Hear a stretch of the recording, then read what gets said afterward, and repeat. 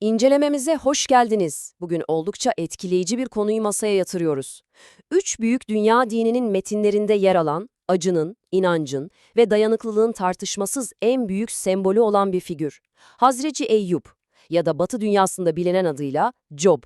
Bu incelemede bu kadim hikayenin farklı inanç sistemlerinde nasıl şekillendiğini ve ortak bir kökten gelmesine rağmen nasıl tamamen farklı teolojik mesajlar taşıdığını adım adım inceleyeceğiz. Metinlere dalmadan önce kendimize şu soruyu bir sormalıyız. Tarihin gelmiş geçmiş en meşhur sabırlı adamının hikayesi, nasıl oldu da Yahudilik, Hristiyanlık ve İslam dünyasında birbirinden bu kadar farklı ve ateşli teolojik tartışmaların merkezine oturdu? Sadece bir adamın çektiği acılar, insanlığın ilahi adalet anlayışını nasıl bu kadar derinden sarsabildi? Gelin, bu sorunun cevabını bulmak için kaynakların bize neler fısıldadığına hep birlikte bakalım. Bu derinlemesine incelememizde sırasıyla şu başlıklara bakacağız. Üç dinde Hazreti Eyüp, Kitab-ı Mukaddes'teki sınav, Kur'an'da sabrın sembolü, İsrailiyat ve abartılı efsaneler, iki geleneğin karşılaştırılması ve son olarak kıssanın evrensel mesajı. Hemen birinci bölümle, yani üç dinde Hazreti Eyüp'ün ortak temelleriyle başlayalım. Aslında her üç inançta da hikayenin iskeleti tamamen aynı.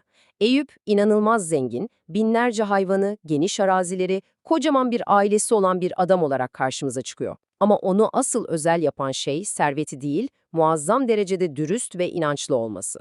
Ve sonra o kırılma anı geliyor. Bu kusursuz adam aniden akıl almaz bir sınavla karşı karşıya kalıp her şeyini bir çırpıda kaybediyor. Tabii hikayenin en sonunda ilahi bir dokunuşla her şey ona fazlasıyla geri veriliyor. Buraya kadar her şey ortak. Peki ya detaylar? İşte orada işler tamamen değişiyor. İkinci bölüm, Kitab-ı Mukaddes'teki sınav. Eski Ahit'teki Eyüp kitabı olayları gerçekten inanılmaz dramatik bir şekilde ele alıyor. Hikaye ilahi bir mecliste, şeytanın Eyüp'ün sadakatine itiraz etmesiyle başlıyor. Düşünsenize Eyüp tek bir gün içinde hem 10 çocuğunu hem de o devasa servetini kaybediyor. Tüm bu yıkımın ortasında yere kapanıyor ve inanç tarihinin en sarsıcı sözlerinden birini söylüyor. Bu dünyaya çıplak geldim, çıplak gideceğim. Rab verdi, Rab aldı, Rabbin adına övgüler olsun. Yani adamımız ilk sınavı tam anlamıyla geçmiş durumda. Ama şeytan durmuyor tabii. İkinci bir saldırı için izin istiyor ve bu sefer sınav doğrudan fiziksel bir acıya dönüşüyor. Eyüp'ün bedeni tepeden tırnağa korkunç çıbanlarla kaplanıyor. O kadar çaresiz bir halde ki küllerin içinde oturup yaralarını kırık bir çömlek parçasıyla kaşımak zorunda kalıyor. İşte tam burada çok çarpıcı bir detay var. Karısı bu manzaraya daha fazla dayanamıyor ve umutsuzlukla bağırıyor. "Hala doğruluğunu sürdürüyor musun? Tanrı'ya söv de öl bari," diyor. Bu akıl almaz acının ortasında Eyüp'ü üç dostu ziyarete geliyor. Elifaz, Bildad ve Sofar. İlk başta 7 gün 7 gece tek kelime etmeden onunla oturuyorlar. Acıya büyük bir saygı var ortada. Ama sonra o uzun teolojik tartışmalar patlak veriyor. Bu üç dostun savunduğu şey temel olarak şu: Tanrı adildir, o yüzden masum bir insan durduk yere böyle acı çekmez. Demek ki Eyüp kesin gizli ve çok büyük bir günah işledi de bu cezayı çekiyor. Biliyor musunuz, Kitab-ı Mukaddes'teki hikayede asıl ilginç olan kısım Eyüp'ün tüm bu suçlamalara verdiği tepki. Eyüp öyle sessizce köşesine çekilip beklemiyor. İnsani acısını haykırıyor. Resmen doğduğu güne lanet okuyor. Doğduğun gün yok olsun diye isyanın eşiğine geliyor ve hatta Tanrı ile yüzleşmek, tabiri caizse bir mahkeme kurup bu adaletsizliğin hesabını sormak istiyor. Karşımızda acı çeken, isyan eden ve dürüstçe cevaplar arayan çok ama çok gerçekçi bir insan portresi var. Üçüncü bölüm, Kur'an'da sabrın sembolü. Peki Kur'an bu hikayeyi nasıl ele alıyor? Oraya geçtiğimizde az önce bahsettiğimiz o ateşli tartışmaların, o isyan halinin tamamen ortadan kalktığını ve odağın bütünüyle sarsılmaz bir sabra kaydığını görüyoruz. Sad suresindeki şu ayet aslında her şeyi özetliyor. Gerçek şu ki biz Eyyub'u sabırlı bulduk. O ne güzel kuldur. Bakın Kur'an'daki Eyüp asla şikayet etmiyor. Asla doğduğu güne lanet falan okumuyor ya da Allah'la tartışmaya girmiyor. Sadece büyük bir nezaketle başıma bu dert geldi, sen merhametlilerin en merhametlisinin diyerek mutlak bir teslimiyet örneği sergiliyor. İslam inancındaki iyileşme süreci de Kitab-ı Mukaddes'ten çok daha farklı ve mucizevi bir hızda gerçekleşiyor. Allah, Eyyub'e sadece ayağını yere vurmasını emrediyor ve tam o anda yerden buz gibi şifalı bir su fışkırıyor. Eyyub bu suyla hem yıkanıyor hem de içiyor. Sonuç mu? Anında tüm hastalıklarından kurtulup o eski sağlığına kavuşuyor. Mucizevi ve tertemiz bir son. Bir de sadece Kur'an'da yer alan gerçekten çok zarif bir merhamet detayı var.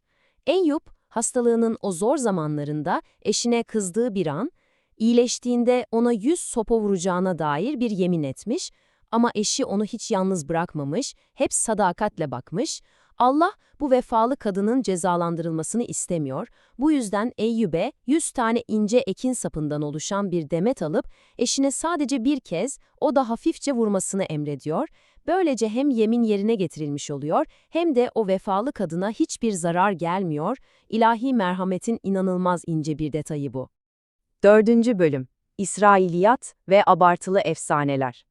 Peki, Kitab-ı Mukaddes'teki o korkunç fiziksel çöküş detaylarıyla, Kur'an'daki o ağırbaşlı sabır, sonradan İslam kültüründe nasıl oldu da birbirine karıştı?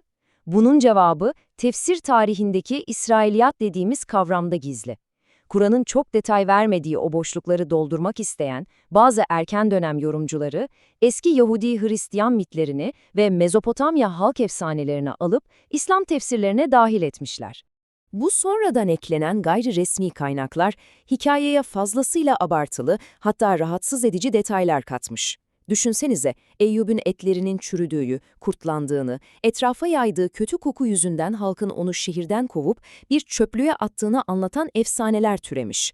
Hatta iyileştiği gün üzerine gökten altın çekirgelerin yağdığı gibi fantastik mitler bile bu hikayeye sızmış.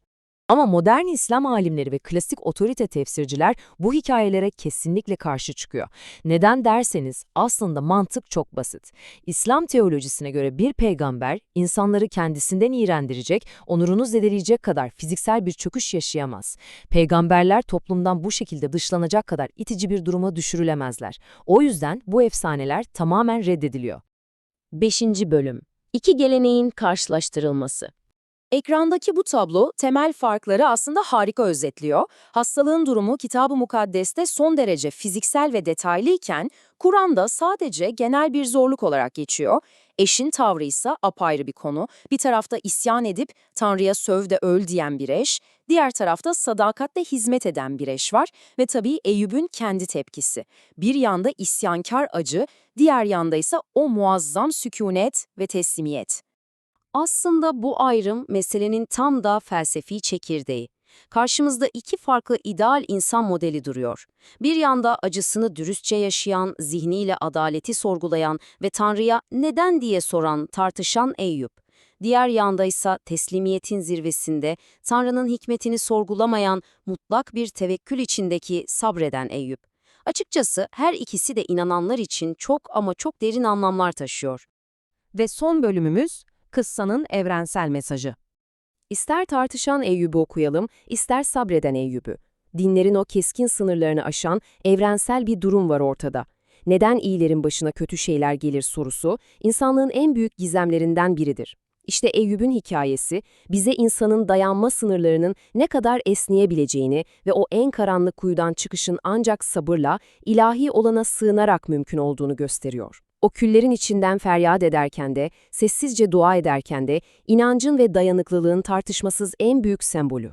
Bu derinlemesine incelemenin sonuna gelirken, sizi şu soruyla baş başa bırakmak istiyorum. Hangisi sizin kendi inanç ve hayat anlayışınıza daha çok dokunuyor? Acı çekerken, Tanrı'yla yüzleşmekten çekinmeyen, o insani feryatları koparan Eyyub mü? Yoksa her şeye rağmen sarsılmaz bir sessizlikle mutlak teslimiyeti seçen Eyyub mü? İkisinin de bize öğreteceği çok şey var değil mi? Bize katıldığınız için çok teşekkürler. Bir sonraki analizimizde görüşmek üzere.